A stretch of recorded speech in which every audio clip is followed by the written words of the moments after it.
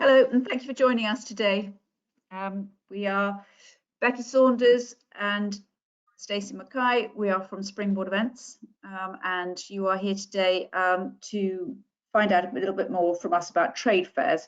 Just a bit of housework. The questions, there is a little question bar. If you've got any questions at all, just put them into the chat, and we will come to them as we can. And I think that is probably all. Are we good to go, Stace? Good to go. Good. Okay. So Stacey and I have been working. I've been working in exhibitions all my life. Stacey joined us a few years ago on the marketing side, and we work for Springboard Events. We're a small company based in central Scotland, and we specialise mostly in trade shows. Now, anybody who is with us today, a trade show, we are looking at a business-to-business event. You may have already done a sort of business-to-consumer type event, maybe a farmer's market or a Christmas fair or something. And there are pros and cons to those sort of things. You're certainly getting full retail price. If you are selling at a consumer event, you're getting to see people face to face and make contacts. But you're also standing outside in the freezing cold quite a lot. You may be producing stuff that is not selling, etc. So there are pros and cons to both. And companies often come to us when things have changed in their lives, which might be due to relocation or starting families, or just a simple decision to scale up. And we come in because we run business-to-business events. Now, if you're doing business-to-business, you'll be looking at doing fewer events. You'd only be taking along samples, and you'd be making them to order. You'll be seeing lots of customers in a short space of time, probably in an indoor venue, and so it's a lot warmer and drier than standing in a gazebo in front of St Giles's Cathedral. I think it's probably fair to say that most of our exhibitors start off pretty small when they come to us, and it either works for you or it doesn't. But without further ado, I think what we'll do is go through the schedule now and just talk you through what we're going to do today. Broadly, we've divided things into three here: pre-show, at the show, post-show, and just things to bear in mind that unlike with business-to-consumer events, there's quite a lot of work that needs to be done over all those three parts of the show. Particularly, I would say, in the pre-show phase, the things you do before the event will have a huge impact on what happens on the actual day. So what we're going to do is just go through those bit by bit, and Stace, feel free to jump in wherever we get, wherever you want to. And Stacey's area of specialisation is particularly marketing and all that sort of stuff. So I'll leave those marketing bits to her. So yeah, first section of that, stand types and locations. Broadly, at a show, you would be a trade show would be in a large indoor venue, a sort of permanent venue. And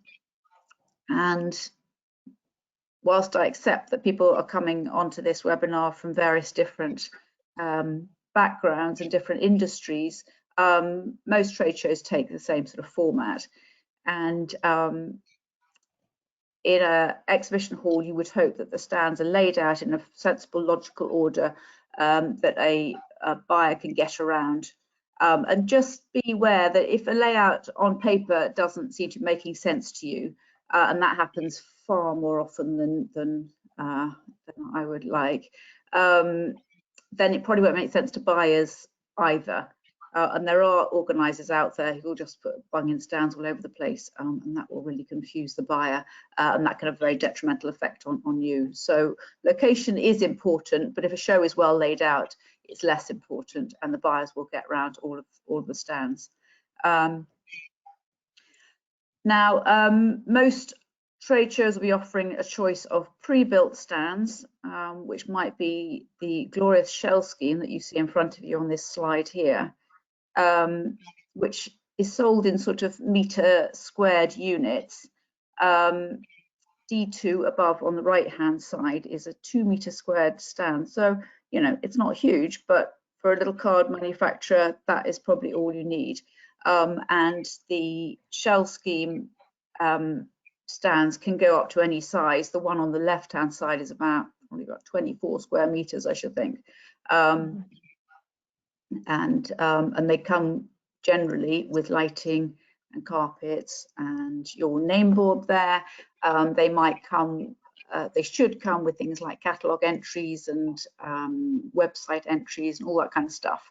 But again, beware what is being offered with these stands, that it varies from organiser to organiser and there can be a lot of extras on top. So that is always worth checking because that will add significantly to the cost of the stand. A shell scheme stand, as I say, is sold in meter units, and at a trade show you would be looking probably at a minimum of about £250 per square meter for each unit, and there'll be a minimum, which in our case is 2 meters, but it can be more than that. So when they're saying £250 square meter, that's obviously a £500 stand, and there'll be VAT on top of that as well. So those are all things to bear in mind. Other stands, Stacey, we've got the traditional shell scheme. So you quite often see these at business to consumer events, things like the what's called the Country Living Christmas Fair is built out of these traditional wooden stands. They look really nice, they've been painted, you can hammer into them, it's all great. They are a bit clunky to make, they take longer to make, they therefore tend to cost more. And the other thing to bear in mind is that they can't easily be changed, and if an exhibitor doesn't turn up or disappears for whatever reason, you'll end up with an empty stand next to you, which isn't great. And that's one thing that we try very, very hard never to have, is an empty stand. And I have to say, in 17 years, I think we've had about, I don't know, probably about 4 empty stands ever. It really, really detracts from the look of the show. And so that's another thing to bear in mind if you've got these lovely traditional shell schemes. But they do look great. Now, for a bigger show, or a bigger company rather, both, you might find these space-only stands, which might seem like a bargain. You're literally just getting a piece of floor space here, but you will have to put in a floor. You'll have to put in some sort of lighting rig, signage, all those sort of things will actually make them more expensive than a shell scheme stand. So that's always worth bearing in mind if you think you're going to get a sort of bargain space-only stand. They rarely are a bargain. You'll also have to do your own risk assessments and things like that on these stands, which will be significantly more complicated than anything you might be doing on a shell scheme stand. So that's the first bit, really, and not really much more to be said about that. Whoever is selling you the stand can talk you through that, and you can always ask questions about that. Yeah, so decorating your stand might not seem such a big deal, but actually it is a big deal. Depends on the sector again, you know, for some of the shows we do, certainly at the gift show, people decorate their stands beautifully. Others might be a bit drier. I'm sure you've all been into or past some show that's, you know, where there's stands that are selling insurance or whatever. It can be very hard to make those stands look good. So you need to think about this pre-show, and really just running through these points. I mean, keeping it simple, easy, clean and easy for buyers to view is a question of buyers, especially if you've got a 2 square meter stand. Think about how long it takes for somebody to walk past 2 square meters. The second point on the right hand side, try and lay it out at home. We say that because I think people get quite surprised when they get on site and they don't realize quite how small it is. So literally use some old doors or sheets or something and mark out 2 square meters on the floor and set it up, and see what you can get into that space and what's going to look crowded. just tend to think about what people are coming to see, what you want to sell. Bestsellers should be given sort of center stage. New stuff, always buyers looking for new stuff. Again, put it in center stage. Things need to be labeled up so that it's easy for buyers to tell what's what, and that you and anyone who's working on your stand also has a clear idea of what it is you're trying to sell.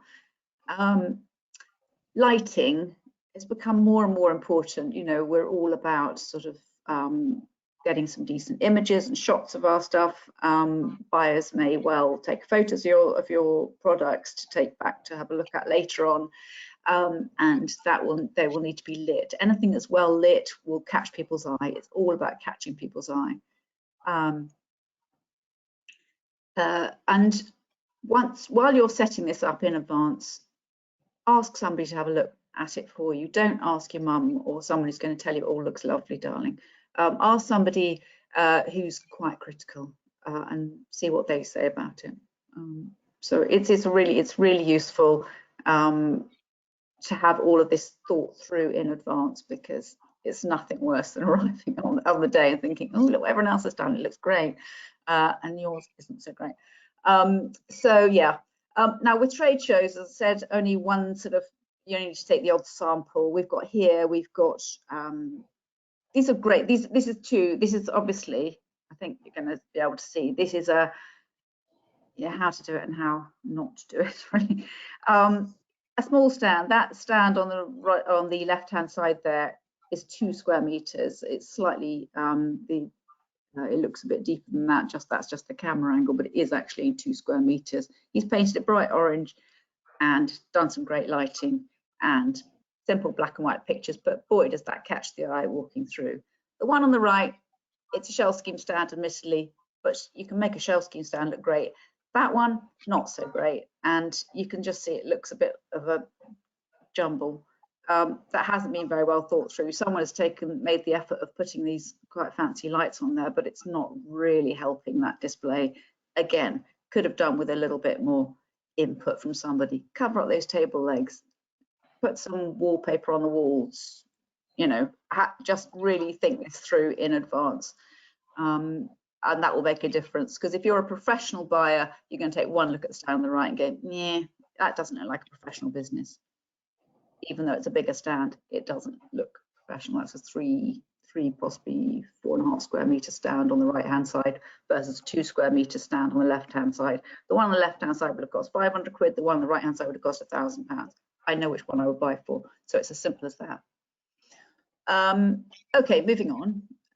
What have we got next, Stacey? Oh yeah, the pricing, the great wholesale pricing dilemma. Now that is the big one at a trade show. And that's the thing that throws people most of all. Wholesale pricing and margins, oh my word. So when we're selling a stand to a new company, this is something that we go through, especially brand new companies, we tend to go through with people. Wholesale pricing and margins, you need to work this out in advance. You need to know your prices. You need to stick to your prices. Okay, everybody who's working on a stand needs to know your prices and stick to your prices. Okay, and you need to be aware of the industry standards for the product that you've got, and you need to work to those. Now, obviously, retailers have got their own costs. They are trying to cover those costs. They need to add their margin in. Probably safe to say the higher end the gift shop, the more they're going to stick to that margin. I'm talking about gift shops. At the moment we're doing gift shows and food shows, and that's quite an interesting comparison. A gift shop would be looking for at least put 100% markup, 150% markup onto what they've paid you for the product. So you might be selling them say a candle at £10, they'll be wanting to retail that for £25. Okay, which seems a lot, but actually that is covering the cost of their shop. It's covering VAT that they'll be needing to pay. That, you know, they've got business rates, they've got staff, they've got all those things, and they are marketing large amounts of your product. So that margin that they are picking up, that extra 150%, is vital for them. Other industries, food can be anywhere from about 20–30%. It's a much lower markup, but equally they'll be delighted if they've got a product that they can sell on for more than that. So just be aware of what your industry standards are for prices. And be aware, to show that your wholesale prices are ex VAT. So when you are selling them, for example, as I say, the £10 candle, you'll be selling that for £10 to them. They'll be adding that. Carriage costs and carriage paid level is a subject of endless debate, which you'll probably already be having, even if you've been doing business to consumer. It's good to speak to as many people as possible about that. It's good to have a think about at what level you would be happy to pay the carriage. We can help you with all this kind of stuff. There tends to be a minimum order on the whole, but equally it's increasingly common that there's no minimum order level, or you have a minimum order level to begin with, because you'll be a new supplier. The buyers won't know who you are, etc. So they may want to just try out your product. So that's your minimum order level. But you need to think about that and what is realistic for you to sell, bearing in mind that you're selling at a wholesale price. And that will also depend on your product. The smaller the product, the more likely it is you'll want to sell it in bulk, probably. And certainly the lower cost, the more you'll want to sell it in bulk.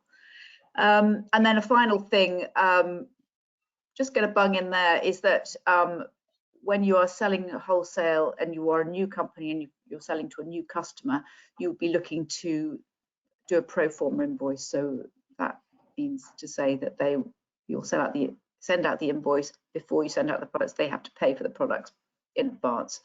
So that any new customer would expect to pay in advance with a new supplier. After that, then you set up your own credits or terms with them.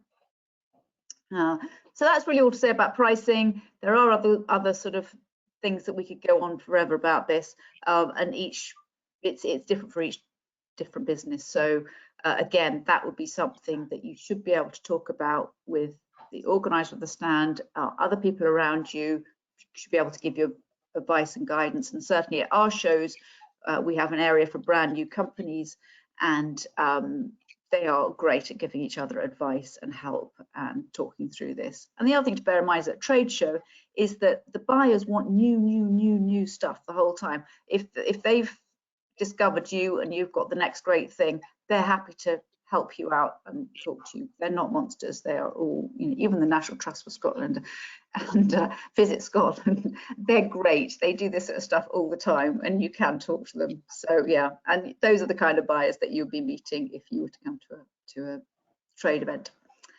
Right, what else have we got here, Stace? Exhibitor list in the form.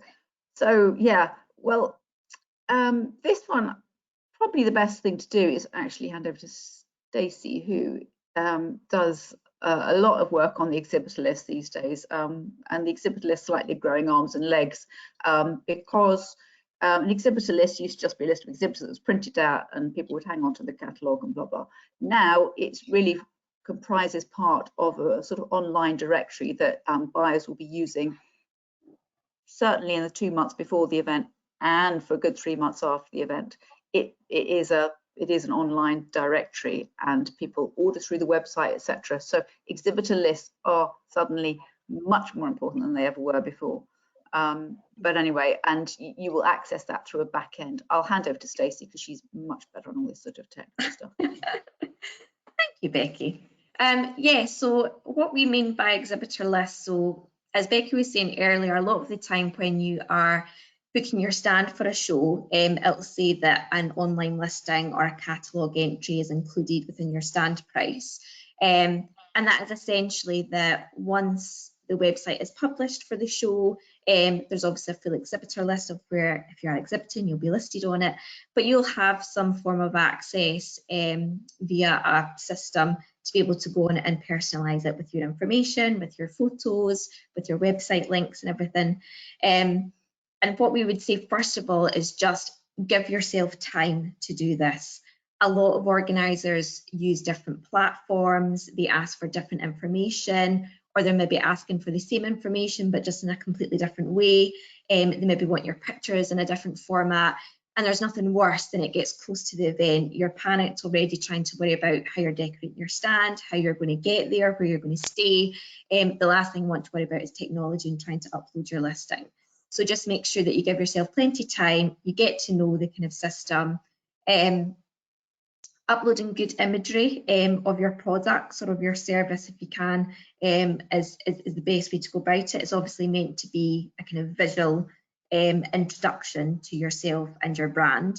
So making sure that your images are clear, they're preferably not boring, so they're kind of lifestyle pictures that give an idea of how the product's being used, and also that they present how they should. So when you're on the back end uploading your photos, don't just trust that because you've uploaded it, it's going to look exactly how you've uploaded it. Have a quick check on the actual website to make sure that your picture hasn't spun around or all of a sudden it's been reshaped. So double check that before you press the publish and save button. Normally, and certainly with our shows, we'll ask the exhibitors to select tags that are best suited to their company or their brand. And what some of our exhibitors can do is, if they make, for example, coasters and placemats, they'll tag themselves with food and drink. And that to them means that they're going to be appearing in different searches for buyers, but actually, when you think about it, that's not really, yes, it's associated to your product, but when that buyer is searching food and drink, they're expecting to see chocolate, they're expecting to see confectionery or drinks, alcoholic drinks, wines, beers. They're not looking for a coaster or a placemat. So immediately you look out of place, and that buyer kind of gets the feeling that you maybe just aren't so good with the whole technology thing, which can just kind of branch on to the fact that maybe they just won't divulge into your brand any further because you can't even tag yourself correctly on the exhibitor list. So just make sure that you make them absolutely associated to your company or your products, so that when a buyer's searching through, you're popping up at the appropriate time for their search. Giving a good overview of your company and your products and what makes it unique. So it has to be really quite short. If you think about, some of these trade fairs, there's can be 100+ exhibitors going to be there, sometimes 500+ exhibitors. A buyer has a very short attention span, so if you can make it short and sharp, even better. Now, as we were saying earlier, there are certain things included within your stand depending on the organisers. Other things might not be included, so you might need to place an order for them, which you can do through the contractor of the show, so the person that will build the exhibition for the organisers. Make sure you complete them as early as you can. It seems to be a kind of industry standard that with trade fairs, if you're looking to add in any extra lighting, or you would like to add in a power socket or something like that, you will always get a much cheaper early bird price if you get that order in ahead of a certain date. So don't leave it last minute. That's particularly the case this year. With the energy prices going up, there are huge differences. It can make hundreds of pounds worth of difference. So yeah, absolutely, it's well worth it just being organised, getting that order form in. Otherwise, they can sometimes double the cost of what it would have been if you just ordered a couple of weeks ago. I'll just move swiftly on to pre-show marketing. So this is the kind of marketing that's good to do prior to the event dates. So I think first of all, just kind of use what you've got already, right? So I'm sure the majority of you will have social media, so you'll have a following and an audience for that. I'm sure maybe some of you will have some form of database with emails on it. So don't panic too much about, oh gosh, I've got to do all this fancy marketing ahead of the show. You can absolutely use what you've got to the best of your ability.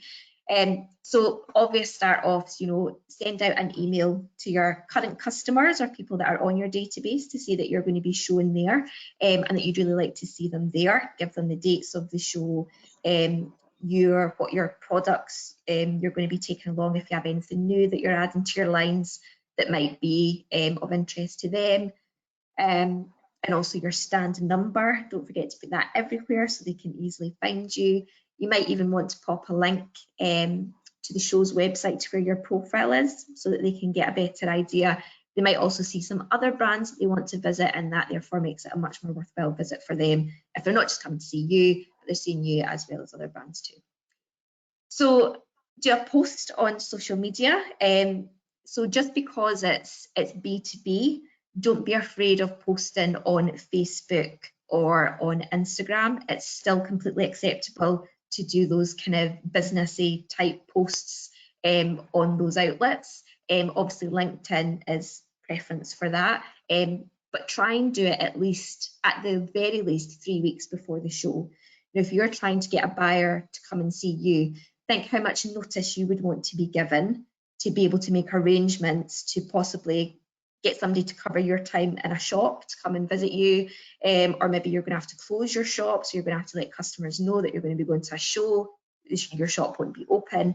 You need to give everybody as much time as they possibly can, which gives you the better chance of more of your customers coming to see you at the show as well. The show organisers are also, majority of the time, more than happy to provide you with the show logo.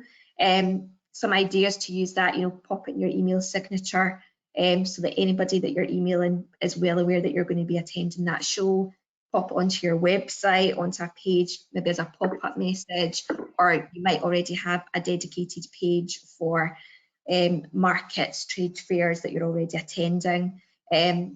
Also use it on your, you know, I'm sure a lot of you all know what Canva is. You know, if you want to create an image for when you're doing your social media posts, you know, pop the logo on that. It's very eye-catching. The organisers have already done a whole host of marketing for that logo to be recognisable. So popping it on your announcement to say that you're going to be exhibiting is beneficial to you. If you're already a business that's starting to post out orders and send out orders to other businesses, so you're already wholesaling, pop a little note in or get something made up as like a little flyer to say that you're going to be attending.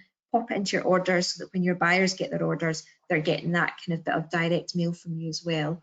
If budget allows, you can obviously boost your posts. You can do some paid social media ads as well. A lot of the organisers at some point will ask you for photos and for stories, and that's for a couple of different reasons. The two main ones are they want to have pictures of products to be able to post about the show and have stories to tell the buyers to make them want to come. But also they can sometimes use a lot of that to give when they're doing their press releases about the show. So as much as you can go yourself to advertise in any relative trade press, that information that you give to the organisers can also find their way into the trade press for free for you. So it's always worthwhile listening to when the organisers ask you for that information. We are always desperate on it, and we are always extremely grateful when you send us something really great that we can pass on and shout out about. But just a quick caveat that if you are looking to advertise in trade press, you need to think backwards a little bit. So in terms of a timeline, because they'll be looking to have all of that information and that kind of print ready a couple of months ahead of the show. So you have to try and think of, well, do they go to press, you know, once a year? Do they go, you know, biannually? Are they going every month? So when would be the copy that you would want to have it in that best ties in with the date of the show that's going to be coming up? So lots to do there. There's no excuses to not do anything, and it's much more beneficial to do all of this work ahead of time because it will really help you in the long run once you get to the show. Like, we can't stress that enough.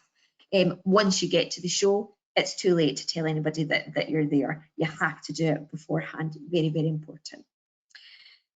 So I guess, I mean, Becky, if you're happy, I'll carry on with everything that you should take to the show. which, yes, there are the important bits, but there might also be some things that you might not have thought of, which we kind of testify to that so happened to be the most useful thing that you could have probably brought. You never know when you're going to need this full list of with you. So obviously, once you're at the show, you're looking to be able to give those visitors something physical. It's great to have, you know, digital catalogues and everything like that, but for them to have something physical to be able to take away with them, I think is still worth their weight, even in today's kind of digital world.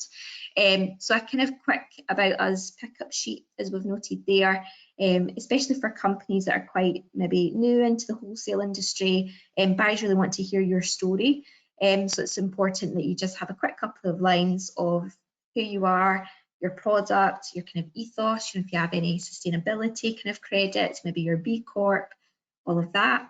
You'll also want to take, of course, a product brochure catalogue with you. Some exhibitors do this in a digital format. You can also use that if you're doing it digitally as like a kind of form of lead. So if you say to the buyer, you know, well, if you give me your details, then I'll be able to send you my full brochure. You've immediately got a lead there, and you have something to immediately follow them up with as well. So you're not just cold calling them with a brochure. It goes without saying, your wholesale order form. Bring more than you think. You never know when you're going to have an absolutely amazing show. You might just absolutely knock it out the park. You won't believe how many times we get exhibitors coming into the organiser's office and saying to us, can you please print off more order forms for me because I've run out, and it's the first day of the show. So take more than you think. If you fill them all, brilliant. If you don't fill them all, don't be too disheartened. You've got them ready for next time. You'll also want to take a quick wholesale price list with you printed out for people to take. Sometimes buyers have lots of time to spend with you on stand. Sometimes it's just a quick walk past, so they just are interested in your company enough, but they don't have enough time to stay with you. So being able to give them price lists just allows them to make a more informed decision whether to get back in touch with you, or when you go to follow up, say, look, pricing's a bit strange, can we talk about it? Or I'd really like to do this, can we talk about this? Business cards is an odd one. We don't see so much of it nowadays. There's no harm in taking one along. I think specifically when you get to more kind of like retail food and drink shows, it's maybe not as professional. But if you're going to be attending a much more professional B2B, so maybe like a kind of service provider event, then probably something like business cards would be much more useful. A lot of organisers or events may also do the digital scanning leads. So that's when you have an app on your phone, you can scan a buyer's badge and you'll get their details, and vice versa for them as well. That kind of technology is expanding a lot, and I think as trade fairs continue, that's going to be a much bigger part of it. And I think organisers, I think Becky and I can speak for ourselves, that we're still trying to work out if it's a good thing or a bad thing.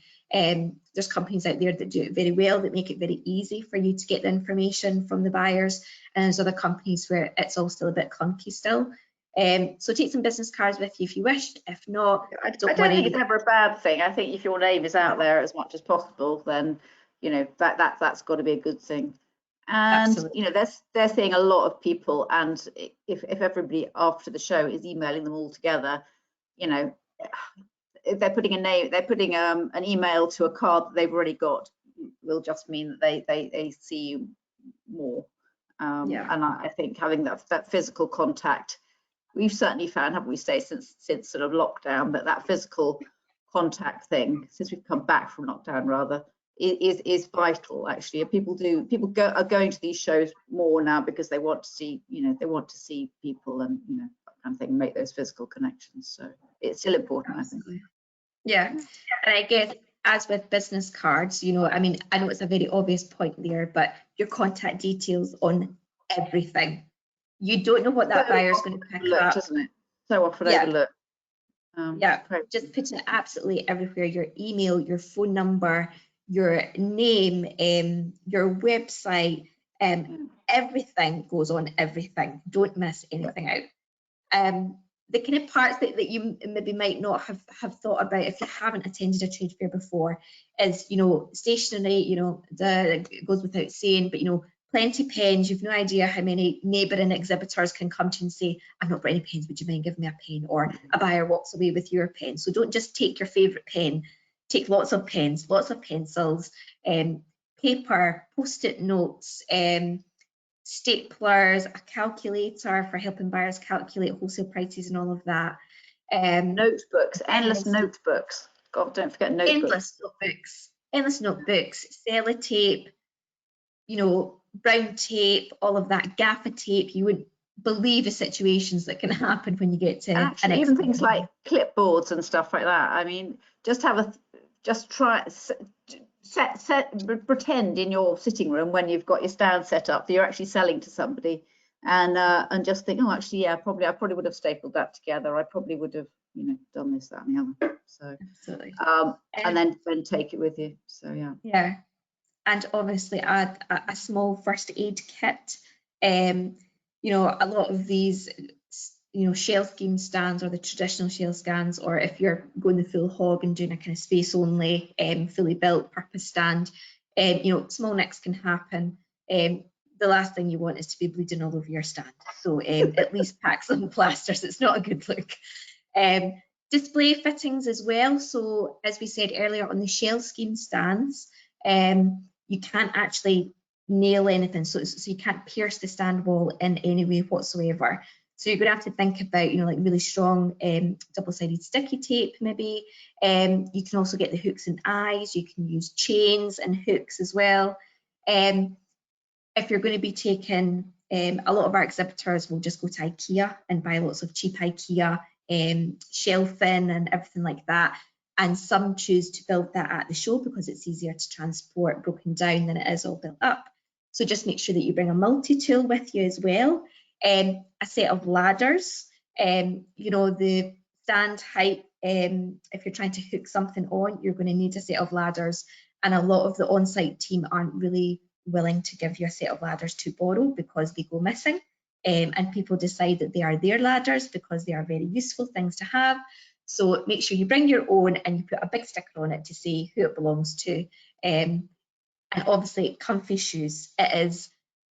We can't hide behind it. It is a long time standing on your feet at trade fairs, whether it's a one-day show or a 5-day show. You are going to be on your feet the whole day. It's really important that you are really comfy, especially if you decide to go for a walk yourself, although we don't advise going off stand. If you did want to go around the show, you know, you're going around a whole show, you're then standing the whole day, you're speaking to people, it can be quite exhausting. So just make sure that you pack the comfy shoes. A pair of Skechers wouldn't go amiss. So yeah, the only other thing I'd say about the stuff you take is to keep a note of the stuff you've taken, and when you're doing your next show, you add to it. And the ones who seem to be coolest cucumbers when they come to the shows are the people who have their show kits, which is very organized clearly, but you know, it's definitely the way forward if you can get yourself organized. Yeah. And just as we were talking, you know, just as we were talking about as well, not going off stand, we come to selling your brand. So this is kind of, I guess, our part of, you know, how you're perceived at the show, and how best to kind of put yourself forward, because you are going to be in a hall filled with potentially hundreds of different brands from buyers to choose from. So look friendly and approachable. You wouldn't believe the amount of times that we walk around the hall and there is somebody sitting on a stool, slouched over, looking at their phone, completely disengaged, not looking at anybody, or sitting with their arms folded, just looking at everybody walking past. It doesn't look professional. It doesn't look like anybody could approach you and ask a question. So just make sure that you are professional, you are well organised, you're standing up, you're saying hello. And when somebody does come onto the stand and they start asking you questions, you know your product inside and out, or you know your service inside and out. Don't be too frazzled when they start asking lots of questions, or they maybe start getting a bit nitty gritty. Nobody knows it better than you. But if it makes you feel any better to practice a kind of form of sales pitch of, you know, if a buyer was to ask me this question, then this is how I would want to answer, and just have a couple of practices at it.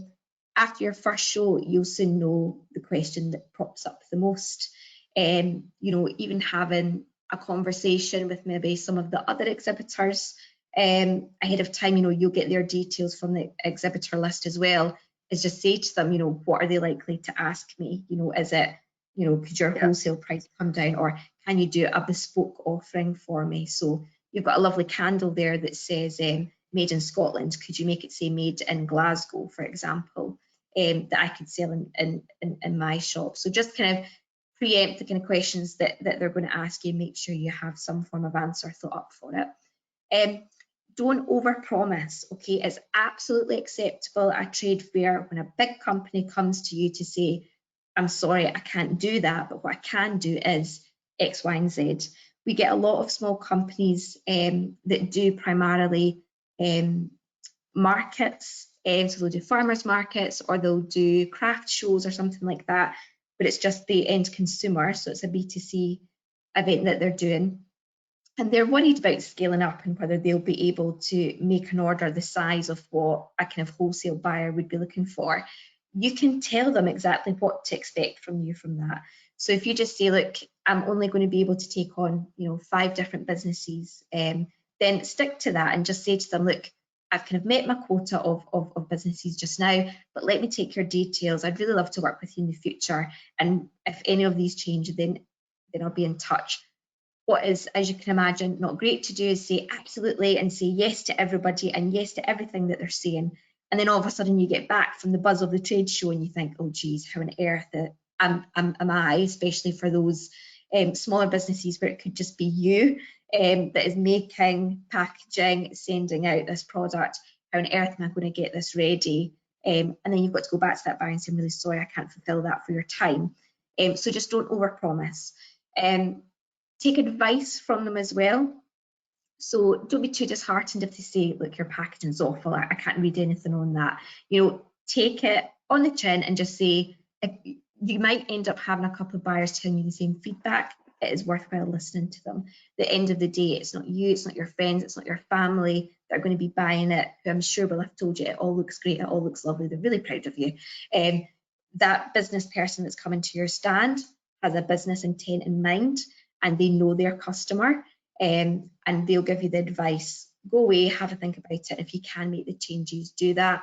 Go back to the trade show the next time and see what the difference is. It is actually a brilliant way of taking your products on as well and getting that feedback. And it can be something quite small, just like, oh, why are you doing it in brown? Because if you did it in white with black writing, and you might go, oh yeah, okay, could do that. And oh, then I'd take 10,000 units off you. Oh, okay. So yeah. It's really useful, that business of being able to communicate. And certainly the Scottish shows, the buyers have got time to get around the show, they've got time to talk to you. At some of the bigger shows, the spring fairs, things like that. I've done Manchester, I'm now on to gift shows particularly, but there are big shows in all industries. The buyers just don't have the chance to stop and talk, and you can learn a lot from them. So yeah. Also, highlight what makes you different from competitors immediately on your stand. So as Becky had said earlier, think about how long it takes to walk past a stand. It doesn't take long. So your unique selling point should be the main purpose of selling your brand at the show, whether that's in the decoration of your stand or whether it's on the packaging within your product. And really think about what different is. So for example, if I'll use candles again as an example, you're a candle maker and you just say, mine's are all hand poured candles. Most candles now are hand poured, and most candles now in the packaging will say that they're hand poured. So that doesn't quite make you different.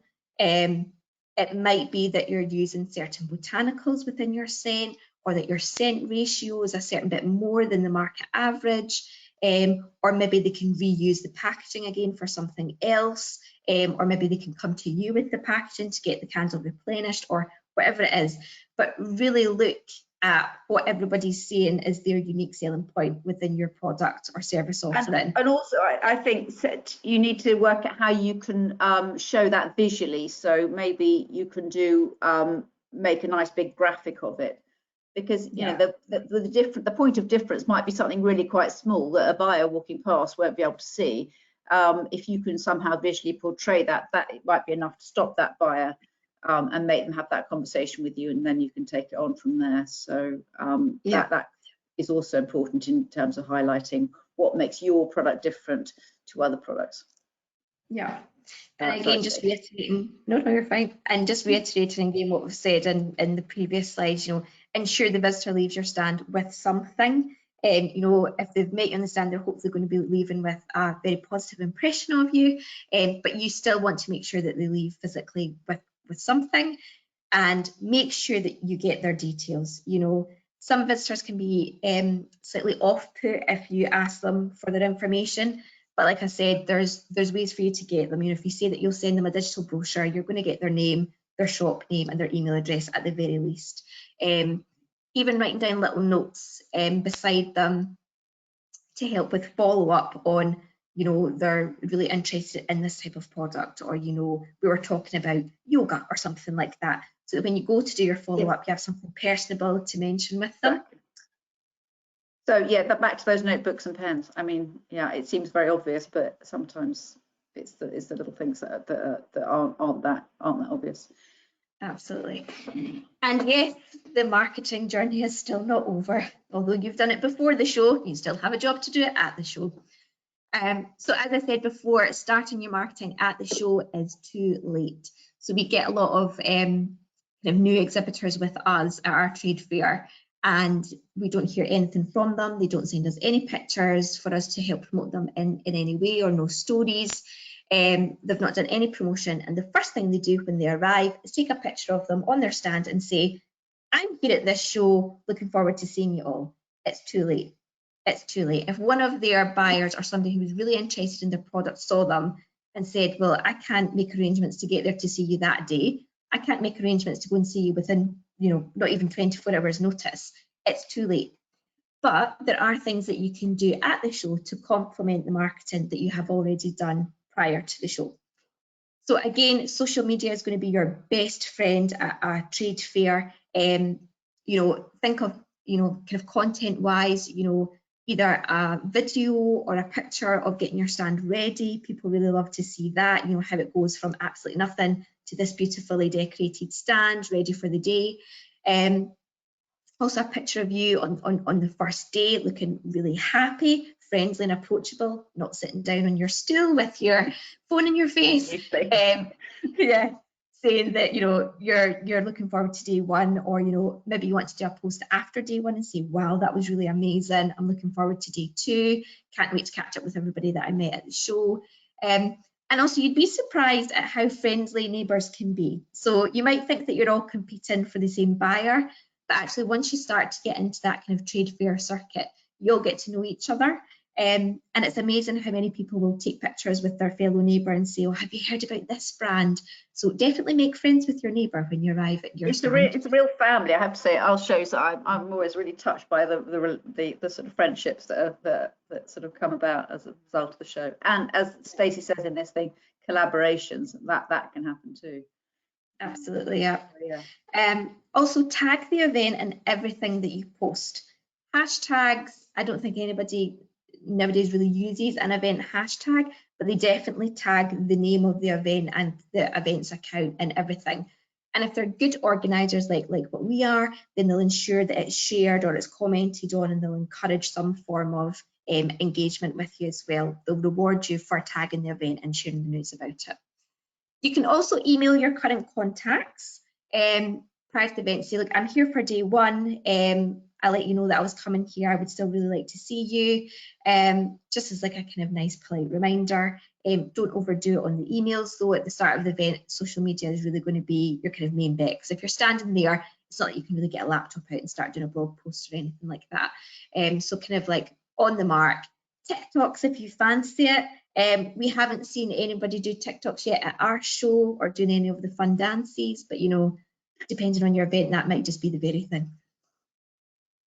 So I guess we've done pre-show, we've done what to do at the show, we're now going to do post-show. So again, just because the event is not over, does not mean that your job is over.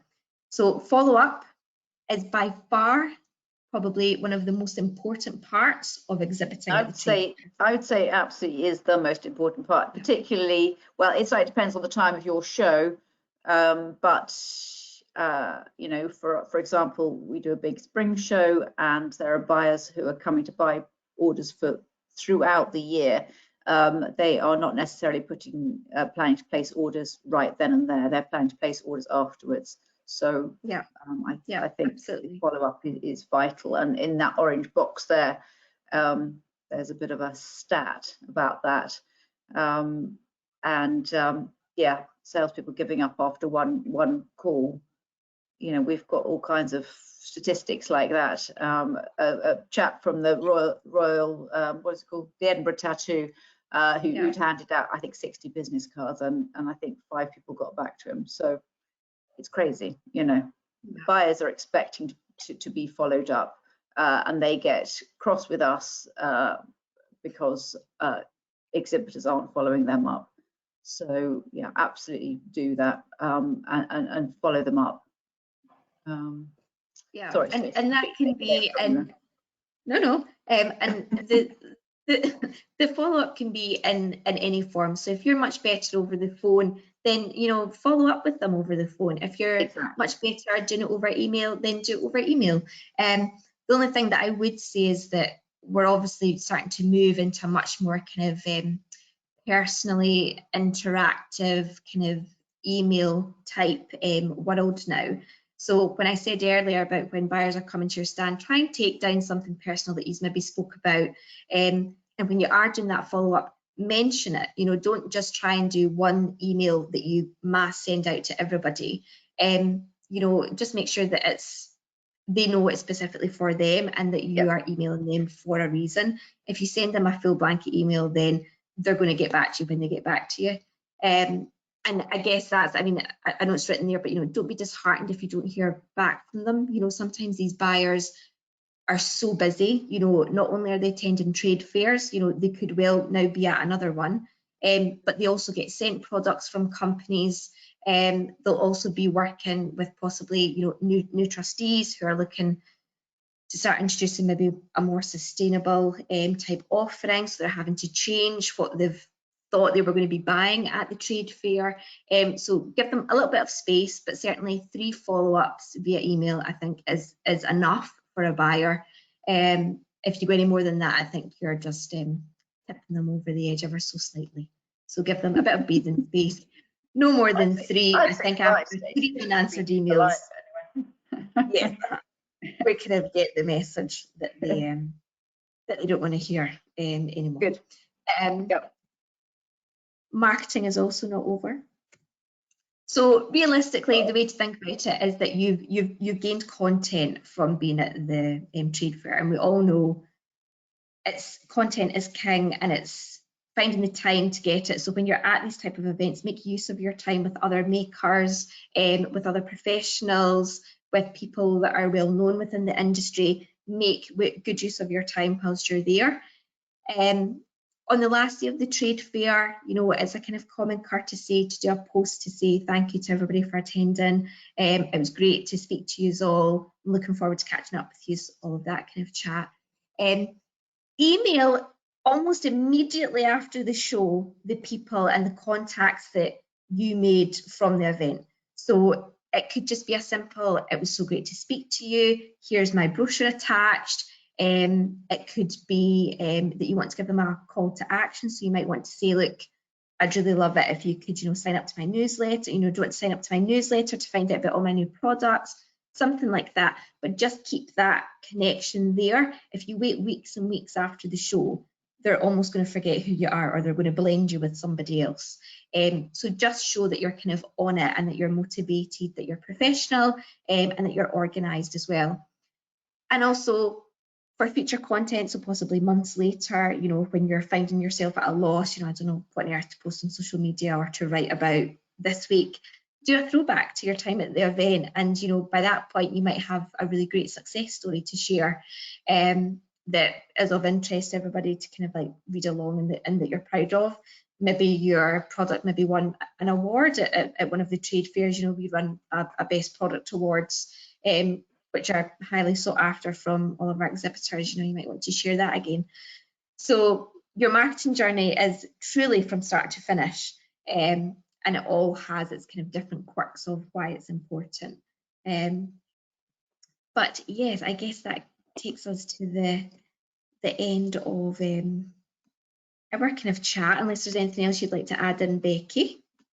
No, the only thing I was thinking, just to bang on about that point, that comes up again and again, when you are in the sort of setup phase, when you're selling your brand, all those sort of things, keep asking people for advice. You know, it's very easy when you put your heart and soul into a product not to be able to see it for what it is.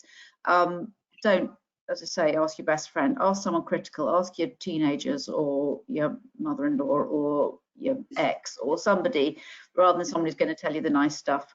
It's really important, because it can be a bit hard to see the wood for the trees. So yeah, and other than that, I would just say, if there's any questions that come up at any point in the future, you know, we are very happy to take any questions, and I'm sure you can get in touch with us through Business Gateway. I think this webinar will be available to see later, and we can also send out any information or copies of these slides. Sending out slides. Yeah, we can send out. Hi, Jeff Gaskell. Yeah, we can send out the slides. Absolutely. If you just contact us through Business Gateway, we can get those to you. Our information is on the bottom of that email there, so you can get in touch. A list of shows would be great. It depends what industry you're in, but if you can get back to us directly, we can absolutely find you shows in your industry, and get back to you with that. Yeah, sure. We've actually got another good question here. I'm just going to get hopefully the name of the person asking it. I've got, as a fairly new company, we aren't VAT registered yet, as we're not in the threshold. Do companies prefer you to be VAT registered to deal with you? I would say yes. Not necessarily, but no, but I would be pretty upfront about the whole thing, and also slightly depends on what you're selling and the level that you're selling at. And if you're selling a big order, you might have to think about getting VAT registered. But if you're under the threshold, then no, not necessarily. Yeah. Just making a think. What are your top 5 trade shows? Oh, I guess that would be dependent on your industry, wouldn't it? I mean, we could just say for our industry, so the kind of gift industry and food and drink. Scotland's trade to be honest, in Scotland there is no other food and drink trade show in Scotland apart from the one that we run, so that's easy. It depends on the industry. There are literally trade shows in every single industry, and some of them are great, some of them are not so great. Some of them start off great and they don't end so well. But Scotland's Trade Fair certainly has been running for about 45 years, and we enjoy it. It changes all the time, the nature of the thing, and it's a nice event to do. And we love the passion in the exhibitors. They make their own products, so they are there because they love their products, not because they're being asked to sell them. So yeah. Okay, we've got a question here from Angela. I'm completely new to trade shows. Talking about decorating your stand, wallpaper, painting, how would you go about doing this? What are you allowed / not allowed to do? Can you give good examples of how to display products? How might you hang shelves, for example? So this does differ. So when we spoke about at the start about how you can have a shell scheme stand, so that is essentially made out of like Foamex. So you can't pierce it, so you couldn't nail anything into that. You couldn't paint that. You can only really use like double-sided sticky tape. What you can do with them though, and can work quite well, is they can like vinyl graphics that you kind of peel off and you kind of like pop on, and you can peel them straight off. Basically, don't do anything to a shell scheme stand that would permanently mark it in any way, because you'll be charged for that board that I would say vinyl graphics can be very expensive, and people are amazingly creative with what they do with a shell scheme stand. They're not the most beautiful looking things, but you can panel them, you can wallpaper, you wouldn't glue the wallpaper on there, but you can add it on. People use drapes and things, and you can get shelves that attach to the shell scheme. They're not pretty, to be honest. Most people would bring along their own furniture. There's an awful lot of IKEA shelving that goes into exhibition stands, things like that. You can rent furniture, but it's expensive. There are so many ways of dressing a stand. So that shell scheme stand is a particularly tricky one. But there are so many things you can do with it. Hooks and chains over the top are great. We use a lot of those. What else? The traditional shell scheme, which is on an earlier slide, the one just after the shell scheme slide, that one you can nail into that, and you could put up sort of small shelves and things like that. I just with any of them, I just would make sure that because I've noticed here that you've asked, you know, how would you hang shelves? I just would make sure that there's nothing too heavy going on them. You know, in terms of a traditional shelf stand that's made out of wood, you know, you might be able to put a bit more weight on it. But on a shell scheme stand that's made out of the Foamex, and you're using the kind of like hooks to go over the top of your shell scheme, to kind of like almost dangle the shelf, you obviously don't want anything too heavy on that, because if your wall comes down, that person that's opposite on the other side, your back wall's coming down with you. So you don't want to upset your neighbour on the other side. We understand as well. It happened, yeah, believe us, like domino effect. But what you can also do is you can, again, it's an expense, but it can look very good in a stand, specifically a shell scheme stand, is that your shell scheme stand is made up of like individual boards that are 1 metre in width. And what you can do is get graphics to be made that kind of like tuck in the side, so it looks as if that panel has been made with wallpaper but nothing's sticking to it. It's essentially just tucked and clicked into where the kind of shell scheme goes into place. And there's lots of companies online that can do that for you as well. Or you can get your own reusable boards, which you'd need to speak to us in advance about how you attach them, but you can do that. Yeah. There's a question here about can you suggest anywhere to see good examples of stands? I mean, any trade show would have good examples of stands and equally bad examples of stands. If you want to get in touch with us directly, we've got a zillion photos that we can share with you with good examples of stands. That's probably the easiest thing. But equally, anywhere that has a pre-existing shell scheme sort of system, have a look and see. Not so much the gazebos that you'll see at the sort of business to consumer events, but anything with a permanent sort of a semi-permanent shell scheme type effect. Yeah. We've got another question. Can the right subtle sounds and scents on a stand make any positive difference to buyer attraction? Now that's one that we have not tested out, but I would be incredibly intrigued to know if anything like that worked. If a buyer had a waft of raspberries or something. Well, I think it does attract, don't you? I mean, I think it does attract people in. We quite often do that exercise when we walk past a candle stand, don't we, Stace? And yes, I'm not a vanilla candle person. I like citrusy ones, and so we'll walk around a stand. I think it can make a big difference. Yeah, I think especially we haven't got any proper. No, there's no stats I think we've got on that. we haven't done any proper evidence, but yeah, I mean, in the same way that having bread in your house when you're trying to sell it, I think it does make a difference. Yeah, for sure. Actually, the food show, yeah, let's just think about it. There's lots of good smells. So, yeah, absolutely. But it's also to remember as well that we had a company that exhibited with us, and it was kind of like peat incense kind of company, and the smell wasn't to everybody's taste, and there was a lot of complaints about that. So you're very right in using the word subtle, because you can make your neighbours and some buyers really off-putting even around the area of where your stand is, never mind just your stand. That's true. Yeah. But an interesting question. Any other questions? It looks like we've answered them all. Don't have. Have we been through them all? Yeah, thanks so Yeah. much. If there's anything else, just yeah, please just feel free to get back to us via Business Gateway. That pass things on, and we're always happy to answer questions. We really love doing what we're doing, so yeah, always really happy to help solve problems and find the right thing for you. And Yeah. certainly in terms of our shows, we would never encourage a company that wasn't ready to start doing a trade show. And if you're being pushed into it and you're not feeling comfortable, I would say back off. It's a big undertaking, but it can be really rewarding. So.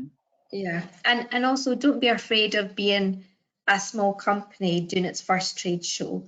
You know, there's so many benefits to doing them. You know, you're going to meet so many people in a short space of time.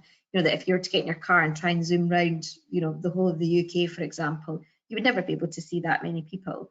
But also you are totally in control of how many orders you take. You know, you've not to feel like just because you're going to a trade show to sell wholesale that you're going to have like somebody coming to you every 2 seconds, like I would like 1,000 of that, or I need to have 5,000 of that. You know, like we said earlier, you know, meet expectations, let them know that you know you're a small business, you're slowly scaling up, and sometimes that can really work in your favor. Sometimes buyers really want something that nobody else knows about yet, and it's more unique to them.